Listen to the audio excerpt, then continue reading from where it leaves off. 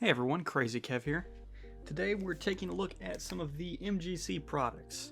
We're going to be looking at the Glacia gaming glass for my iPad. We're looking at the Gen 2 Clawsocks, comparing them against Gen 1. We're also going to be looking at the MGC Nomad, their gaming headset. And I'll be giving my thoughts and opinions on both, as well as showing you guys an in-depth look at what everything is. I do just want to say before we get started that unfortunately some of this footage was recorded at like 7:20. And it was unfortunately the footage of me applying the glass screen protector, so that part's not gonna look as good, and I do apologize for that. But I still wanted to show you guys the application and everything so you guys can see everything is, and if you're thinking about purchasing one of their products, you can make a well-informed decision here. But we're going to be starting off with the Glacia glass. We're going to be going on to the Clawsocks, and then we're going to be finishing up with the Nomad. And I'll give you guys my final thoughts on everything at the end. But if you just want to take a look at a specific product, timestamps are up on screen right now. You can jump around to wherever you would like to see. But we're going to get started and jump right into the Glacia gaming glass. Alright, so kicking things off, we're going to start off with the Glacia glass here. Now, I have the iPad 11-inch. That is what I picked this up for. This is separate from the glass that they sell as screen protectors for phones, because the phones that they sell that for actually tie into the cases as well. This doesn't tie into that. We're going to stick this on here real quick. They do also make this for other tablets though. It's only iPads at the moment, 10.2 inch, 10.5 inch, and then the Pro 11 and 12.9 inch models, as well as the iPad Air 4. Taking a quick look at the back, you can see there's some pretty impressive claims here. We'll see how well these actually hold up. You can see what's included in the case here. This is pretty standard with putting screen protectors on. That's the basics that come with it. We also have a limited lifetime warranty. That's always good, because you know screen protectors are designed to break. But taking a look at these four big things on the back: nanoglide technology, superior protection, eye strain reduction, and bubble-free application. This stands out to me because in the probably hundreds of screen protectors that I've done, there have been a lot of claims like that, and it's hard to make something like that. There's always going to be issues. It all comes down to human error. The two biggest problems with any screen protector is bubbles and dust. Now, the actual process was a little bit different from what I'm normally used to. Normally, I'm normally doing phones, and normally we just stick the phones into an actual tray and then slide it down from the top.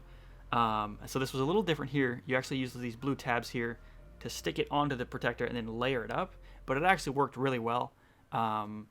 Everything went pretty good. You can see here I was off by a couple millimeters, and I was worried the case was going to affect it, but everything ended up working fine.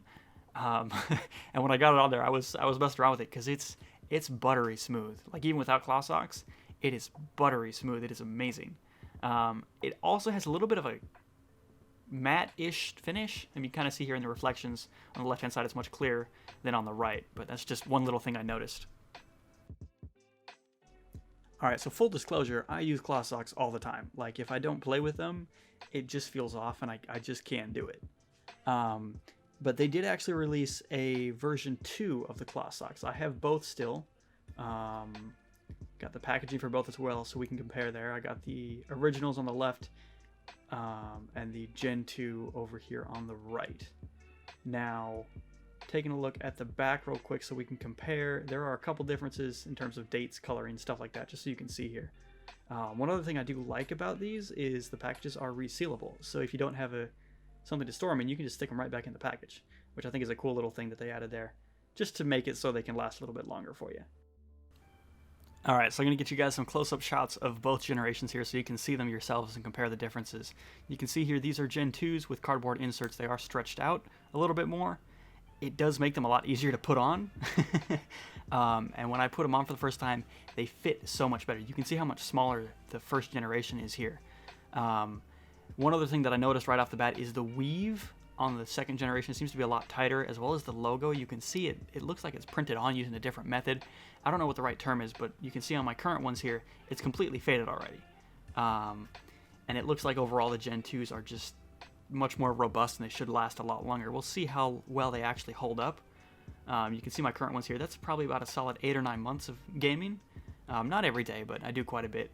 But the Gen 2s are just so much more comfortable. We'll see how long they actually last. They feel much better when you're wearing them. They're easier to put on. They're more stretchy, I guess you would say. I mean, I still have the first generation, and I'm just saving them as backup. Like, I'm not even going to try to go back to them. They're just, the second generation is just so much more comfortable to wear. It doesn't feel like you're wearing something on your finger. It just feels a lot better. One other problem, I'm not sure if we'll have yet, time will tell, but on the first generation, the seam on the inside would actually kind of irritate my finger a little bit. I know it sounds kind of stupid, but I actually had a problem with it, and it was kind of bothering me. So I had to like wear them like upside down, and that would actually help a little bit. I haven't had that problem yet on the second generation, but it's definitely something I'll be keeping my eye out, just because it was bothering in the past. But overall, this second generation seems vastly superior. Like I said, I'm not going back. We're going to keep using them. Higher quality, better fabric and everything. It just appears so much better. Again, we'll see how well they hold up over time, but I'm pretty sure they're going to do quite amazing. Now, by far, what I was most excited about out of all this is this right here, the Nomads. This is their gaming headset, and for the price point, I was very curious about how well it would hold up. So, quick unboxing here, and then we'll do an actual audio test. Right in the box, we have our quick start guide, as well as our little card that has our code for the mobile league. Keep your eye out somewhere for that. But back to that quick start guide, it just has general instructions, manual showing you all the controls on the headset and everything. Breakdown charging, stuff like that. We don't need to worry about that. We'll check in with that later. Right onto the headset here, it does come packaged up in the case and everything. Now, this is a hard shell case. First impressions, it looks pretty good. Pretty high quality here. We got our nice little yellow accents here from MGC. It also has a little carabiner clip here on the back, so if you wanted to clip it onto a backpack or something like that, you could do that for easy carrying and stuff. Zipping it open here, we have the headset on our right with some cables on the left. We're going to set the headset to the side and take a look at both of these cables that come with it. Now, there are two cables that come with it. One is a charging micro USB. Kind of would have been cool to see USB Type-C, but that's okay. There's a little pocket in the case as well to store them. Nice hard case here that'll keep them safe. But back to those cables. One is a micro USB, like I said, for charging, and the other one is a 3-pole audio cable. Now, 3-pole, basically what that means is it doesn't support microphone functions. So you can use this to listen to music through a headphone jack, but you will not have a microphone. I tested it with a 4-pole cable that I have myself just to see if it would accept in the headset, and it still did not record. I'm not sure if that's just something that wasn't considered, but it is kind of disappointing because I'm assuming there will be quite a few people that will be using this with a wired connection. It is designed for Bluetooth. It does have ultra low latency, but it seems like that's something that they could have put in there with relative ease. You can see here on the cable we only have those two little black rings, so that basically means it's 3-pole. If it was 4-pole, we'd have a separate connection for the microphone input, but it is what it is. Onto the headset here, you can see it folds up quite compact. We got our nice little yellow accents again, looking pretty fresh. Now, it unfolds just like you can see here. Quite a bit of flexibility as well, not worried about snapping or anything like that. It is also extendable, both sides, so if you got a bigger head, it'll still fit. Alright, so taking a quick look at the ports here, you can see we have micro USB for power, a little indicator light there, and then our 3.5mm headphone jack. Controls, it's volume up, power, and volume down. The volume up and volume down switches also function as track switches there. I thought that was the mic, it's not. I'll show the microphone in a little clip upcoming here shortly. It appears the sides are made out of aluminum. I like the little shine it's got going on there with the MGC logo. I think it looks pretty cool. Overall, the headset has good cushion as well. I wore these in total between the last 2 days for probably about 9 hours, and they never hurt my ears or anything. They're really light. 200 grams is nothing. It was a really good fit as well. You can also see that they're nice and flexible, and it just never got sore. I've had that problem numerous times with my current headset when I'm doing longer streams or longer gaming sessions. It is kind of a pain, and in between matches when I'm in the lobby and stuff, I'll actually just take my headset off so I can give my ears a break.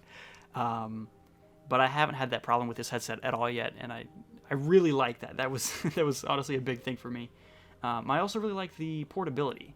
My current headset is not really that portable, and I just like how this package is up all nice and neat, and you can clip it to your backpack and everything. I thought it was going to be a tight fit there, but I just hadn't closed it all the way. So overall, very convenient, and I really like the presentation as well.